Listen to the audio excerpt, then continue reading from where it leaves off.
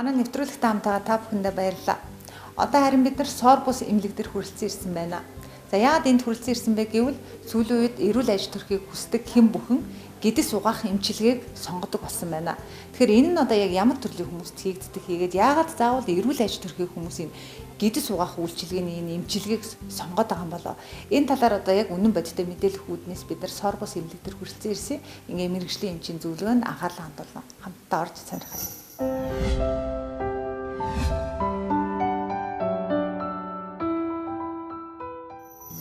Сайн байна юм чи. Сайн байна. Би танаа тэр нэг бүдүүн гүцний усан эмчилгээ гэдэг эмчилгээг сонирхож ирж байгаамаа. Хийлгэж болох уу? Болно. Танд ямар зөвөрүүд байна? Яагаад энэ эмчилгээг сонирх болсон талаараа жоохон тайлбарлаж өгөөч. Манай нэг найз харин төржил танаа тэр ирээд энэ эмчилгээг хийлгсэн юм байна л та. Тэгээд айгүй их зүгээр юм байна гэдэг тэгээд зүйлсэн дагуу. Миний бас өтгөн сүлүүд айгүй хатдаг болдог. 7 хоногт хэд удаа? 7 хоногт нэг 2-3 удаа.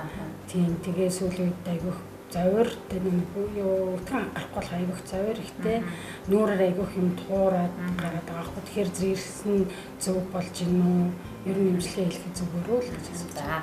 Бүдүүн гүцний эмчилгээг маань усан эмчилгээг хийх заалтууд байдгийн. Тэгэхээр таны хувьд одоо тэр эсрэг заалтууд нь байхгүй бол эмчилгээ хийлгэж болно гэсэн үг. Цөсний чулуу байдгүй байхгүй тий. Ойрхон бол шалгуулсан байгаа тий. Тэгэхээр цөсний чулуугүй байх ёстой нэгдүгээр, хоёрдугаар ойрхон бүдүүн шулуун гэзээр хагалгаа хийлгээгүй байх ёстой. Бөөрийн болон зүрхний үйл ажиллагааны дутагдал байхгүй. Яг тухайн моментод даралт их өндөр байж бас болохгүй. Тэгээд ийм одоо мөн бүдүүн гэцсний одоо нэг өрөвсөл, хавдар гэсэн тийм өвчнүүдээр одоо онцлогдоогүй байх ёстой. Тэгэхээр энэ заалтууд байхгүй бол таавгалгаж болно гэсэн үг.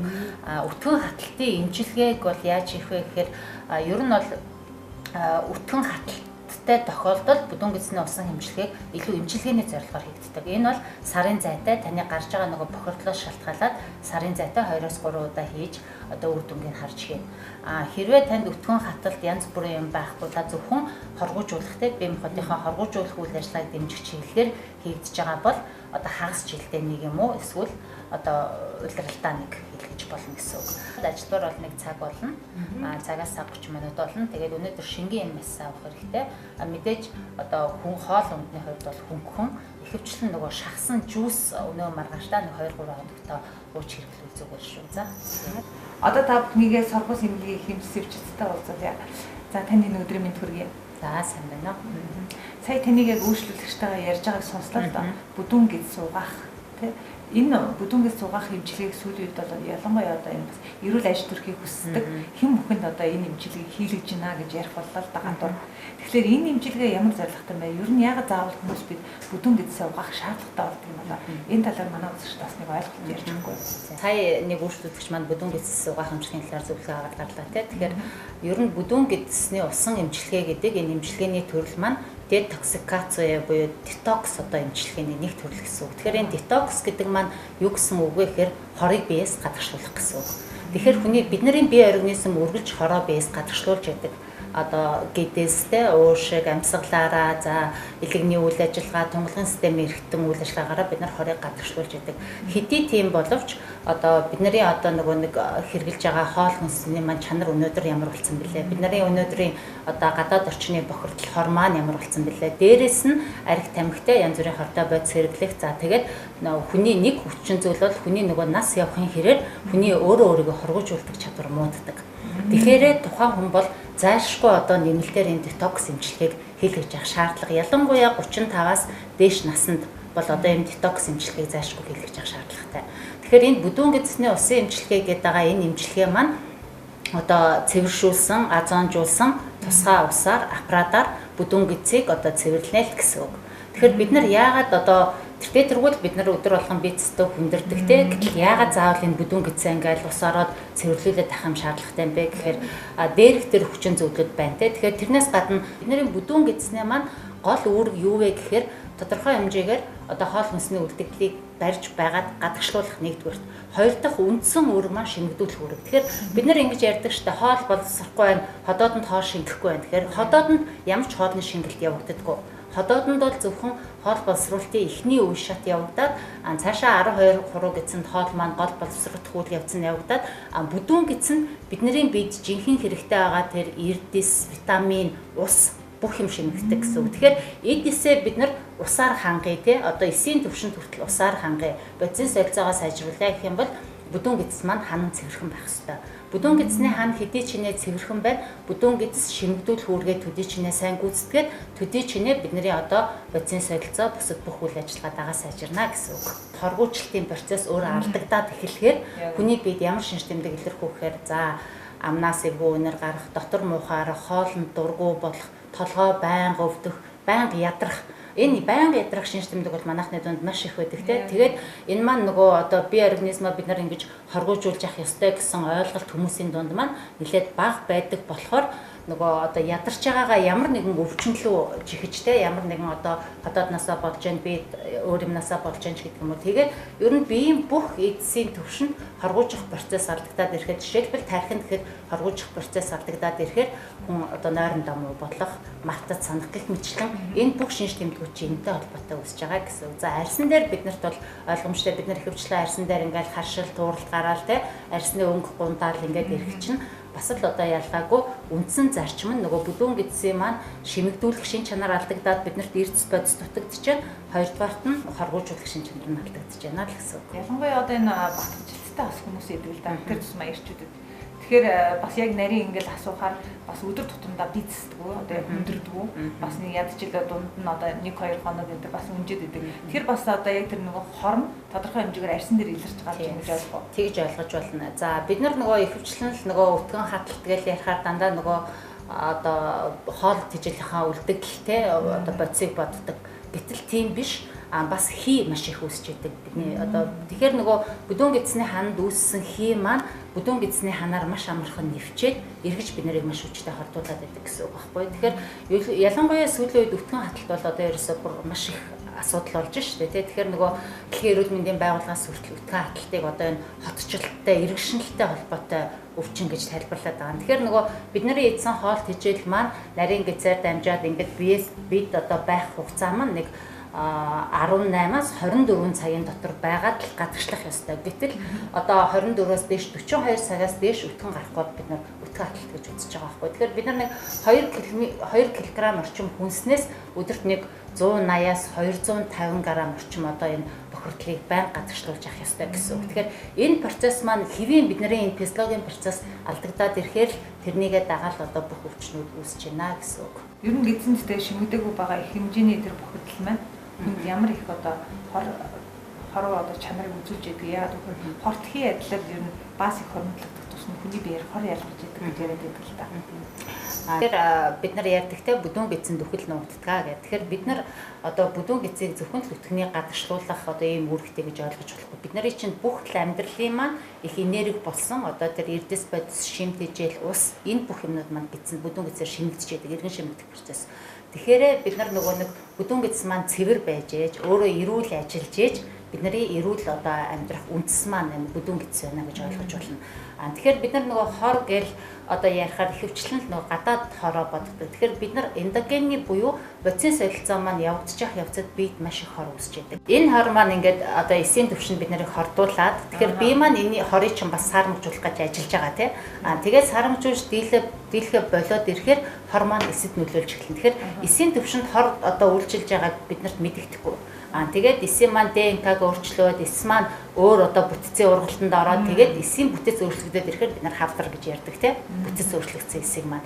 Тэгэхээр энэ бол нэг өдөр үүсэж байгаа юм биш байхгүй юу? Энэ өчнөө олон жил үүссэн, өчнөө олон жилийн бидний амьдралын хэв маяг, амьдралын хэв заншилтай холбоотой гэсэн үг. 40-оос дээш наснд бол ядаж одоо эрүүл ажил төрхийн тулд бүдүүн гэцээр нэг удаа дурандуулна тий. Одоо урьдчилан сэргийлэх үйлчлэгээр дээрэс нь бүдүүн гэцээр жилдээ 1-2 удаа цэвэрлүүлчих шаардлагатай. Тэр дээргүй нас яваад ирэхээр бидний нөгөө өөрийгөө хоргоожуулах чадвар цаанаасаа одоо физиологиороо мууддаг гэж ойлгож байна. Одоо хоёулаа бүдүүн гэц суугах өрөөнд ороод ирлээ. Би танд баг зэргийн ойлголтыг өгье. Бүдүүн гэц суугадаг аппарат маань энэ хабамат гэдэг германд үйлдвэрлэсэн ийм колон гидрамат гэсэн ийм аппарат байгаа. Энэ аппарат маань үндсэндээ 2 хэсгээс бүрдэж байгаа. Нэгдүгээр усаа шүүж озон зуулдаг хэсэг, Хоёр дахь үндсэн хэсэг нь энэ одоо усаа дамжуулах хэсэг гэсэн ийм хоёр хэсгээс бүрдэж байгаа. Тэгэхээр энэ та энэ дээр анзаарч байгаа бах те энд температурттай за энд даралтын одоо даралт заасан юу байна. Тэгэхээр эндээс орж байгаа ус маань одоо 4-5 дахин цэвэрлэгдээд озонжод орж байгаа гэсэн үг. Тэгэхээр энэ температурын хэлбэлцэл нь яг таны биеийн температуртай ижлэхэн температуртайгаар орно. Хоёрдугаарт нь энэ даралт маань өөрөө яг нөгөө бүдүүн гидсэнд маань одоо гинт ингэж хүчтэй ус шахагдаж орохгүй хүмүүс их айдгалтай ус нь гинт ингээл ороод ирэх юм биш үстэй. Тэгэхээр энэ маань өөрөө гидсний дотоод орчныхоо даралттай тохироод тодорхой хэмжээгээр зохицуулагдаад явна гэсэн үг. Тэгэхээр та энэ зургийг харж байгаа бах те бид нар энэ угаалтанд бол дандаа нэг удаагийн буурснуудыг хэрэгжилж байгаа. Ер нь бол энэ нөгөө бүдүүн гидс угаах ажилбарыг бол хүн дандаа эмнэлгийн нөхцөлдтэй эмнэлгийн орчинд хийлгэж явах юм ёстой. Тэгэхээр дандаа нэг удаагийн энэ хэрэгслүүртэй байгаа. За тэгээд энэ бүдүүн гуурс маань өөрөө энэ шулуун гидсний хэсэг рүү орно. Тэгэхээр одоо энэ ажилбарын маань ганц жоохон хүнд таагүй байдаг юм маань энэ шулуун гидс рүү гуурс орох процедур нэг жоохон бид таагүй мэдрэгдэнэ. За тэгээд нэг хэдэн секундын дараа эргээд танд зовир байхгүй болно гэсэн үг. Тэгээд та буцаад дээшээ харж хэвтэн. За тэгээд ус маань ингэж орлоо. Ус ороод энд байгаа хий өтгөн гадагшиллаа. Дахиад одоо нөгөө нэг ус оронгууд чинь биед чинь ингээд нэг жоохон бицэх гэж байгаа юм шиг тийм эвгүй мэдрэмж төрнө. Тэр үед нь та надад хэлнэ. Одоо ингээд эвгүй ойргоод байна шүү гэж хэлнэ. Тэгэхээр нь би энэ карантаа онгоолгоод бохирыг буцаагаад гаргачна гэсэн үг. Өөрөөр хэлбэл процедурын турш та одоо 0 дээр суух, босож явах тийм шаардлага байхгүй. Зөвхөн эндээ хөвтөөд одоо гидс угаагдах процедур маань дуусна гэсэн үг. Ер нь бол хүнийхээ гидсний бохирдлоос хамаарат нэг 40 минутаас 1 цагийн хооронд процедур үргэлжилнэ. Тэгэхээр та анхаарч байгаатай энэ нөгөө ус ингэж орлоо, энд байгаа хий гарна, өтгөн гарна, ус дахиад цаашаа явна, энд байгаа гарна гэж явсаар байгаад бид нар энэ бүдүүн гидсний төгсгөл хүртлээр угаагдана гэсэн үг. Бүдүүн гидснээс нарийн гидслөө орох энэ хавхлаг маань хаалттай байдаг болохоор нарийн гидслөө ус орж угаагдахгүй гэсэн үг. Тэгэхээр нөгөө нэг хүмүүс их гайхдаг да одоо ингээл энэ ус нь ороод дээшээгээ хотоод хүртлээр явчих юм уу ч гэдэг юм уу те янз янзын асуулт тавьдаг. Тэгэхээр биднэрээ угаалт маань зөвхөн бүдүүн гидсээрээ дуусна гэсэн үг. Бид нар гэрээ нөхцөлд угаадаг те гидсээ угаадаг, клизм тавьдаг, янз бүрийн арга хэрэглэдэг. Тэр тохиолдолд бид нар нөгөө ингээд өөрөө өөрсдийнхөө мэдрэлийн системээр өөрөө нөгөө нэг усаа барьж байгаа болохоор усыг бол бид нар ер нь энэ хэсэг бүдүүн гидснийхаа ерөөсөө 3 дахь хэсгийн энэ одоо 3-2 дээр хүртэлх хугацаанд усаа барьж чаддаг байхгүй. Тэгэхээр бид нар хэдийгээр гидсээ угаагаад цэвэрлээд яваад байна гэдэг боловч бид нар энэ хүртлээр угааж чаддаг байна ш. За энэ болохоор нөгөө нэг одоо шулуун гидслөө ордог гэдэг хэсэг маань байгаа. Тэгэхээр энэ ягаад ийм бүдүүн байна, өргөн байна гэж хүмүүс гайхдаг те. Тэгэхээр энэ маань өөрөө хоёр хушуу энэ лөө маань хоёр хушуу ордог. Өөрөөр хэлбэл бохир гарах энэ хушуу орно. Цэвэр ус явах энэ хушуу ордог. Хоёр өөр хушуу ордог гэсэн үг байхгүй. Тэгэхээр маань нөгөө бохир гарч байгаа болохоор энэ том хушуу орж байгаа болохоор энэ маань өөрөө нэлээд ийм өргөн байдгийг. Зарим тохиолдолд хүмүүс шулуун гидсний хавдар одоо шулуун гидсний хагалгаатай эсвэл одоо нөгөө нэг манайхан чи их цагаан мах хэрэгдэг штэ тий. Тийм хүмүүс бол энэ ажилбарын дараагаар бол баг зэрэг нөгөө нэг одоо хуучин юу сэтрэх цагаан мах гарах эднэр сэтрэх юу байдаг. Тэгэхээр тэр тохиолдолд бид нар нөгөө нэг юу хийж тодорхой одоо эмчилгээ бичиж эм зааж өгдөг. Ерөнхийдөө манай хүмүүсийн хувьд болохоор бүдүүн гидсний бохирдол нэлээд их байдаг болохоор үргэлжлэх хугацааны хувьд бол ер нь бол нэг доотлон 1 цаг үргэлжилдэг. Тий. Тэгээд энэ ажилбарын маань давуу тал гэх юм бол хүн одоо бүдүүн гидс угаалгаад дараагаар нь бид гарах ямар нэгэн хүндрэл байхгүй хүн эргээд ажиллаа одоо үргэлжлүүлээд хийгээд гараад одоо хэвээ амьдраад явчих болно гэсэн үг. Гидсний маань төгсгөл хэсэгт одоо маш их хий хоригдлогдож байдаг. Тэгэхээр нилээд гидс угаагдаад төгсгөл хэсэг рүүгээ очихоор бас нилээд их хий гарч ирдэг. Хувь хүндээ өөрт яаж мэдрэгдэхүү гэхээр одоо аяндаа гидс нь маш сайхан ингээд хөнгөн бодлоод. За одоо та цаашаа арч хэвтэн одоо хоёулаа ажилбараа эхэлнэ. Тийм тэгээд хийгдэж явах явцад бол нөгөө гидс нь бас эллэг массаж хийж өгөн таны гидсэнд нар зөв дагуулад бүдүүн гидсэн дээр чинь баг зэрэг дарж өгнө гэсэн үг. Ус эхэлж орохдоо баг зэргийн нөгөө хүүтэн тийм температур мэдрэгдэж магадгүй. Тэгээд нэг хэдэн секундын дараа ерөөсөө тийм одоо тэр хүүтэн юу мэдрэгдэхгүй гэсэн үг. За.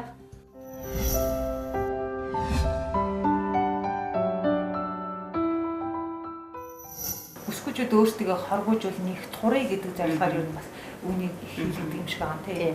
Ер нь бол бүдүүн гэсний усын эмчилгээнд орж байгаа хүмүүсийн маань одоо ихэнх хувь нь турна гэсэн зорилгоор ирдэг. Тэгэхээр хүмүүсийн маань дунд ямар ойлголт байдаг вэ гэхээр бүдүүн гэсээ угаалгаад бүдүүн гэсэн дотор байгаа өвтгөн гарахаар би одоо 5-6 кг хасна гэж тийм бодолтой ирдэг баггүй. Ер нь бол турхын үндэс нь гэс угаах эмчилгээ. Яагаад гэхээр турна гэдэг маань бид нар нөгөө эсийн төвшөнд ус маань сайн очиж явах хэрэгтэй. Тэгжээж бодис солилцоо идэвхжих хэрэгтэй. Тэгэхээр турхын гол үндэс бол нэгдүгээр торгуулжуулах хэрэгтэй, хоёрдугаар бодис солилцоогоо идэвхжүүлэх хэрэгтэй хүн. Тэгэхээр энэ бүдүүн гэс угаах эмчилгээ маань аль алийн одоо гүйцэтгэж байгаа учраас одоо та турах гэж эхэлж байгаа тий турах гэж одоо шинэ хоолны дэглэм дасгал хөдөлгөөн эхлэх гэж байгаа бол эхлээд бүдүүн гэсээ цэвэрлүүлж эхлэх хэрэгтэй гэж ингэж зөвлөв. Тэгэхээр бас хориглох заалт гэж юм байх уу? Тийм. Ер нь бол за нэгдүгээрт нь турах гэж байгаа хүмүүс хийлгэн тий хоёрдугаарт нь бол өтгөн хаталттай хүмүүс бол эмчилгээний зорилгоор зайлшгүй хийх шаардлагатай. Энэ бол одоо зайлшгүй шаардлагатай гэсэн юм дараад явчихаа. За хүмүүс маань сүүлийн үед одоо нөгөө эрүүл хоолтонд их шилждэг болсон тий. Тэгэхээр бид нар боловсруулсан бүтээгдэхүүн байнга хэрэглэж агаад эрүүл бүтээгдэхүүн хэрэглэх эрүүл амьдралын хэв маягтай болохтой бүдүүн гэс аваалгаж эхэлж болно. За хавар намрын улиралд бол ер нь детокс эмчилгээ хийх шаардлагатай байдгийг өөрөө цаанаасаа. Яагаад тэгэхээр хүн нөгөө улирал солигдохоор эцсийн өөрөө өөрийгөө одоо цэвэршүүлдэг тэр үйл ажиллагаа сайжирдаг байхгүй. Тэгэхээр тэрэн дээр нь одоо дэмжлэг болгож ер нь бид нар нөгөө хавар болохоор илгээ цэвэрлэн төсөө цэвэрлэн гэж ярьдаг штэ тий. Тэрнтэй адилхан хавар намар хоёр хүн детокс эмчилгээг хийлгээд бүдүүн гэс аваалгаад хэвшчих хэрэгтэй. За угаалгаж болохгүй заалт гэх юм бол 18-аас доош насны хүүхдүүд болохгүй, жирэмсэн эмэгтэйчүүд бас болохгүй, илэгний болон зүрхний бөөрийн үйл ажиллагааны дутагдaltaй хүмүүс болохгүй. За ойрын хугацаанд богинохон жилийн дотор бүдүүн шулуун гэсээр хагалгаа хийлгэсэн хүмүүс цэсний чулуутай хүмүүс болохгүй. Гэхдээ ер нь бол бүдүүн гэс угаалгахад хүмүүс маань тэртээ ирээд нөгөө эмчтэй уулзаад зөвлөгөө авдаг болохоор өвчтнөөс анамнасаа авч агаад та угааж болох юм байна, болохгүй юм байна гэсэн. Ер нь л одоо бас өсвөр насны залуучуудад ч гэсэн бас тохиолдог ер нь жирэмсэн эмэгтэйчүүд ч гэсэндээ бас энэ өтгөн хаталттай нэг 2-3 хоног үргэлжлээд байдаг л да. Ер нь 2-3 хоног үргэлжлэхийг хэвийн ойлголтоо гэсэн бүр бодсон хүмүүс ч хүртэл яа. За ер нь өтгөн хатал гэж юу хэлээд байна гэхээр 24-өөс 32 цагаас дээш хугацаагаар өтгөн гадагшлахгүй байхыг бид нар өтгөн хатал гэж одоо ангаахын нэр томьёогоор онцлоод байгаа. Тэгэхээр энэ маань нэгдүгээр үйл ажиллагааны шалтгаантай байж болно. Хоёрдугаар одоо эргэтэн системийн онцлогтой холбоотой байж болно. Төрөлхийн бүдүүн гэс урт хүмүүс байдаг. Бүдүүн гэс өргөн хүмүүс байдаг. Тийм хүмүүс бол илүү одоо өтгөн хатах одоо магадлал өндөртэй, хөвчлэн удамшдаг. За тэгээд өтгөн гаргахад бол одоо маш хүндрэлтэй байдаг. Тэгэхээр ийм хүмүүс бол энгийн хүмүүсээс заавал илүү одоо арчилгаа шаардна гэсэн үг. Үйл ажиллагааны шалтгаан гэдэг маань одоо хоол хүнсний буруу хэрэглээ, хөдөлгөөний хомсдол, за усны одоо тий ус уух одоо процесс маань одоо хангалтгүй байх. За тэгээд жирэмслэлт гэх мэт ийм одоо олон шалтгаанаас үүдэлтэй байгаа. Тэгэхээр сүүлийн үед нөгөө хүмүүс маань маш их бүтгэн халтын эсрэг эмийг хэрэгэлдэг, бүтгэн халтын эсрэг цайг аль ингээл одоо хэрэглэхгүй юм байхгүй маш их хэрэгэлдэг. Тэгэхээр эднэр маань өөрөө дандаа нөгөө гидсний гөрөлцөх хөдөлгөөнийг үүсгэдэг бодиснуудыг авалсан байдаг байхгүй. Тэгэхээр эднэрийг удаан хэрэглэхээр энэ өөрөө бүтгэн халтын үндсэн шалтгаан болж өгдөг. Тэгэхээр ер нь хүмүүс одоо гол анхаарах юм хүн өдөрт одоо 24 цагтаа тий 24-өөс ядаж 48 цагтаа нэг удаа бицж явах ёстой. Хэрвээ тэхгүй байгаа бол энэ нь одоо эрүүл биш үзэгдэл юм байна гэдгийг мэдэх хэрэгтэй.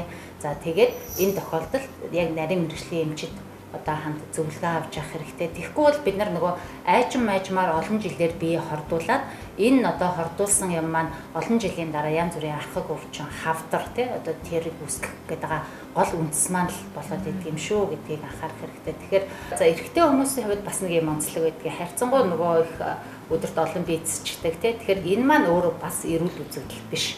Тэгэхээр хүмүүс нөгөө одоо олон бицжил байвал сайн гэж боддог. Тэгэхээр энэ маань бүдүүн гэдсэн тэр ус шимэгдүүлэх процесс тэр хоол боловсруулах хэрэгтний үйл ажиллагааны бас нэг эмгэг байгааг л харуулдаг да.